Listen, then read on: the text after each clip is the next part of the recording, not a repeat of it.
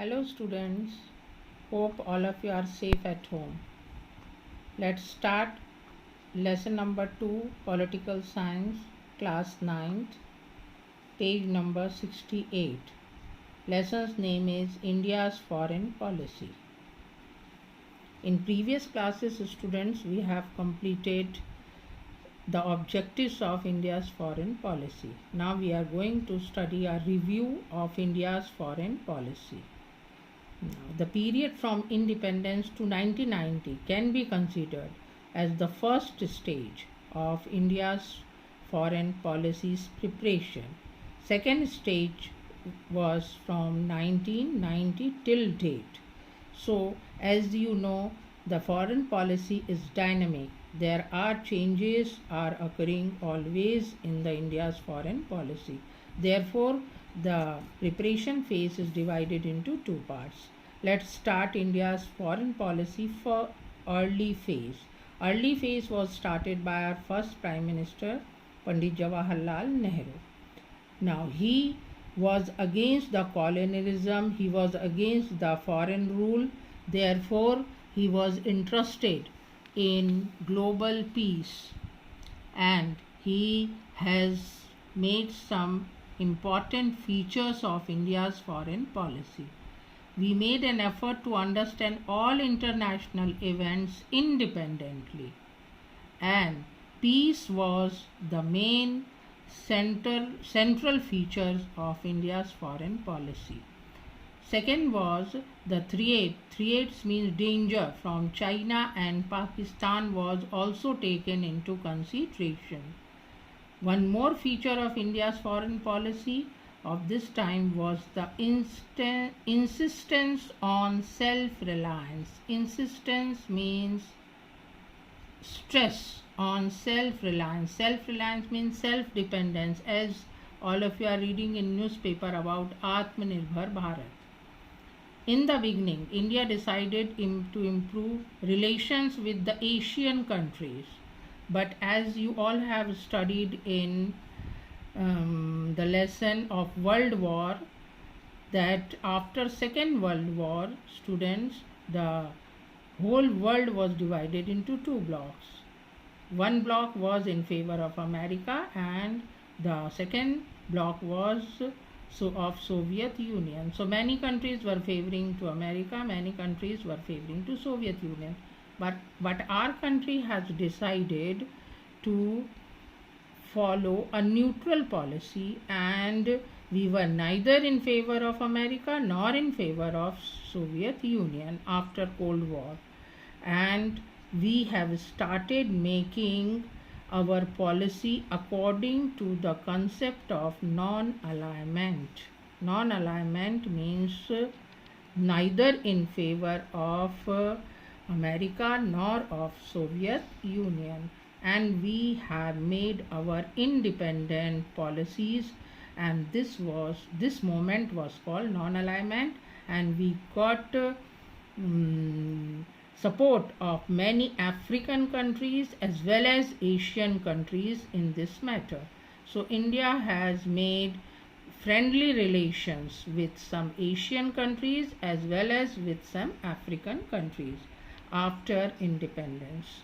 Now, in this period, India had to face conflicts. Conflicts means fight, war with the neighboring countries. Wars happened between India and Pakistan over Kashmir issue in 47-48 and in 1965.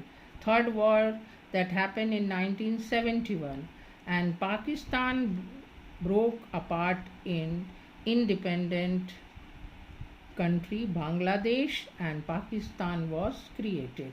This we have already studied in the lesson of history. In the decade of 1917, there came about a stability in India's foreign policy, and India was rising as a powerful regional country in South Asia by conducting 1974 nuclear test. Page number 69.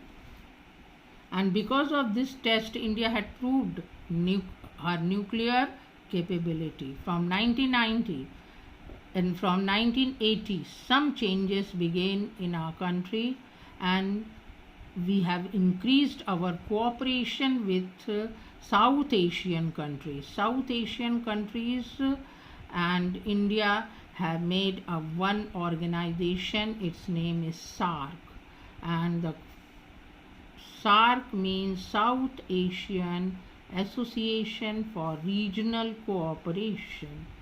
It was established, and India initiated a dialogue to improve relations with China also by the time, and India had also in interaction with America for the cooperation of in the field of security. First stage 1947 to 1990. India adopted the policy of non-alignment. As you all know, it was supported by and started by Pandit Nehru, and the priority was given to make a friendly relation with the other countries, and there was a lot of stress on our country on improving our defense system because we have faced 3 wars, and for the sake of defense we have asked support from the technology of Soviet Union, France, Germany. These countries have helped India in the matter of defense equipments. During this period, India had to face many challenges, and the conflict was with Pakistan, Bangladesh, China, but India has proved her a capable country by conducting a nuclear test in 1974. Second stage, 1991 till date. India's foreign policy became more comprehensive and dynamic. Comprehensive means overall, as well as dynamic. Dynamic means ever changing in the second stage. In the post-Cold War period, the priority no longer remained to political and military relations, but several other dimensions. Dimensions means spheres, area like economy, trade, education, technology. All these factors are included in our India's foreign policy. And after 1991, India reduced the government control over the economy, and we have adopted free market economy. Many multinational companies were invited in India, and we had made good relationship in the case of trade with our neighboring country, and we were making efforts to start our economic growth rate. In the decade after 1990, our relation with the South Asian countries like Singapore, Thailand, Vietnam, it became stronger, and we had made good trade relationships with Israel, Japan, China, European Union, in European countries which are included in European Union. India began to participate in organizations of international and regional levels also. For example, G20 and BRICS. BRICS includes 5 countries: Brazil, Russia, India, China, South Africa have made this logo, and according to this we have made good relationship of trade, economy, commercial as well as political with these countries.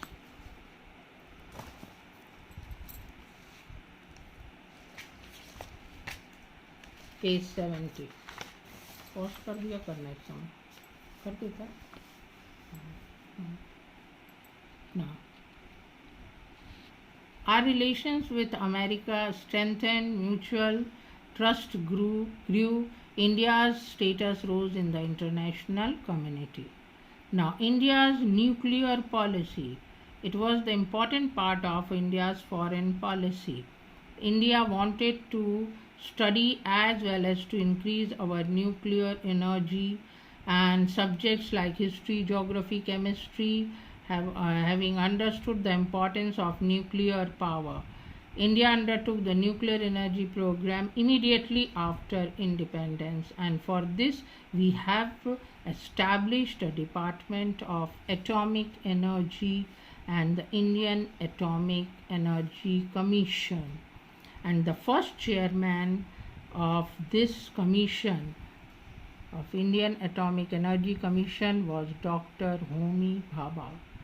Even though through electricity generation was the main purpose behind our program, we have never made nuclear equipments and nuclear power. We have not used nuclear power for destructive purpose, but we have used it first for the electricity generation.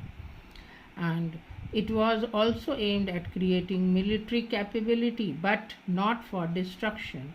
As a consequence of this, India has conducted first nuclear test in 1974, and we have built nuclear weapon and conducted another test in 1998. And we have made missiles, nuclear weapons for our Air Force, for our Navy, and for our Army.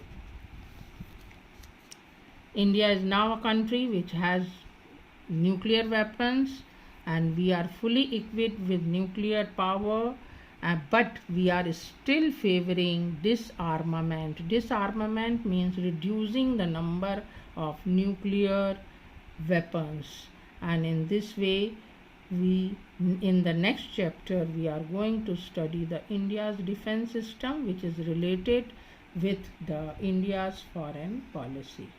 So students, read the lesson carefully and try to understand on your own the important events. Thank you.